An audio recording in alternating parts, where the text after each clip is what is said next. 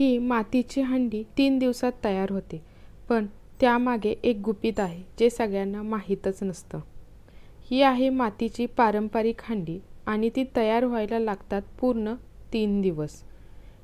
नमस्कार, कशा आहात सर्वजण? मस्त आहात ना? मी पूजा तुमचं न्यूट्रिबॉल चॅनलमध्ये स्वागत करते. आज आपण बघणार आहोत नवीन आणलेली मातीची हंडी वापरण्यापूर्वी तिचं सिझनिंग कसं करायचं. स्किप न करता व्हिडिओ शेवटपर्यंत बघा, मी काही टिप्स दिलेल्या आहेत. मी ही हंडी कुंभारवाडीतून आणलेली आहे, पण मला एक खास गोष्ट कळली कुंभाराकडून. मातीच्या भांड्यामध्ये शेण का वापरतात माहीत आहे का?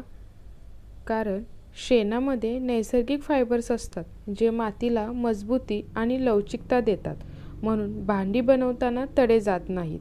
त्यातच गाईच्या शेणामध्ये नैसर्गिक जंतुनाशक गुणधर्म असतात, म्हणून ही भांडी आरोग्यासाठी सुरक्षित मानली जातात.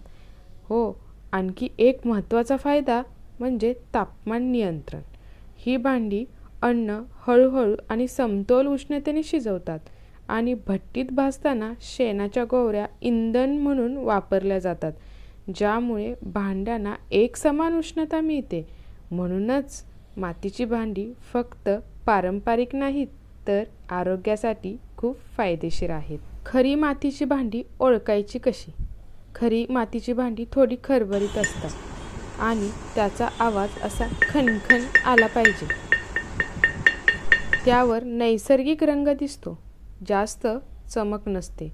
जर भांड्यावर खूप चमकदार कोटिंग असेल तर ते केमिकल असू शकतं. आणि एक सोपी ट्रिक, भांड्यावर थोडं पाणी टाका, ते लगेच शोषलं गेलं तर भांडं नैसर्गिक.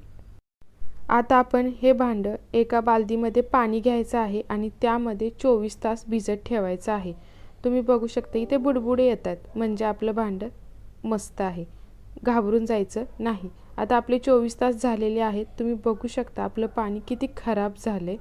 आता आपण हे भांडं जे आहे ना, या पाण्यातून बाहेर काढून घ्यायचं आहे. आणि पाण्यामध्ये भरपूर माती आलेली आहे, त्यामुळे हे 24 तास ठेवणं गरजेचंच आहे. तुम्हाला पण कळालंच असेल. आता हे जे भांडं आहे ना, ते आपण अजून एकदा नळाखाली स्वच्छ धुवून घ्यायचं आहे, म्हणजे अजून पण याच्यामध्ये जे काही पार्टिकल्स असतील ते निघून जातील. आता आपण हे नळाखाली घेऊन स्वच्छ एकदा धुवून घेऊया आणि नंतर आपण जे नारळाचा केसर असतो ना, त्यानेच हे भांडं नेहमी घासून घ्यायचं आहे. जर तुम्ही दुसरा कोणताही स्क्रब वापरला तर आपलं भांडं खराब होऊ शकतं, कारण त्याच्यामध्ये छोटे छोटे छिद्र असतात, त्यामध्ये स्क्रबचं ते एखादं जाऊन अडकू शकतं. किंवा तुम्ही साबण नाही याला वापरायचा किंवा कोणताही केमिकल डिटर्जंट वगैरे वापरायचं नाही. याला फक्त आपण बेसन, खाण्याचा सोडा आणि मीठ यानेच नेहमी स्वच्छ करून घ्यायचं आहे. त्याचा पण व्हिडिओ मी एक तुम्हाला देईनच. आता आपण तुम्ही बघू शकता मी नारळाच्या केसराने ह्याला स्वच्छ असं घासून घेतलेलं आहे आणि आता आपण स्वच्छ याला धुवून घ्यायचं आहे. आता आपण हे स्वच्छ धुतल्यानंतर आपला दुसरा दिवस येतो, जो की आपण ह्याला 24 तास असंच हवेत, फॅन खाली किंवा तुम्ही थोडंसं कुठेतरी ऊन आलं ना तिथे सुकवू शकता.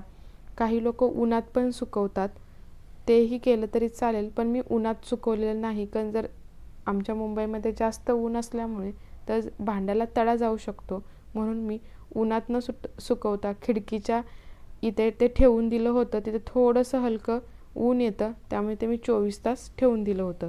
आता आपले 24 तास झालेले आहेत. आता आपली पुढची प्रोसेस, आपण जे खायला ऑइल वापरतो ना, तेच आपण येथे ऑइल घ्यायचं आहे आणि आपण हे त्या पूर्णतः हंडीला लावून घ्यायचं आहे. तुम्ही बघू शकता मी जेव्हा या भांड्याला तेल लावलं ना, ते लगेच शोषून घेते, म्हणजे आपलं जे हे भांडं आहे ना ते पूर्ण नैसर्गिक आहे. ही आपली तिसरी ट्रिक आहे.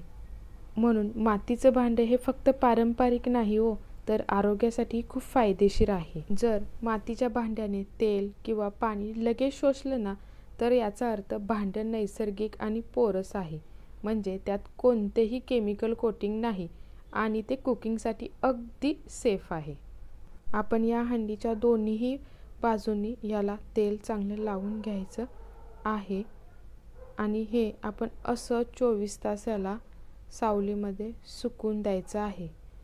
जास्त घाई करायची नाही. घाई केली तर तुमचं भांडं जास्त दिवस राहणार नाही, त्याला लवकर तडा जाऊ शकतो. त्यामुळे अगदी आरामात ह्याचं सिझनिंग होऊन द्यायचं, घाई करायची नाही. आता आपण हे असं 24 तास ठेवून द्यायचं आहे. आता आपले 24 तास झालेले आहेत. तुम्ही बघू शकता आपला भांड्याचा कलर चेंज झालेला आहे आणि ते किती छान दिसतंय. तुमच्या घरी पण मातीची भांडी आहेत का?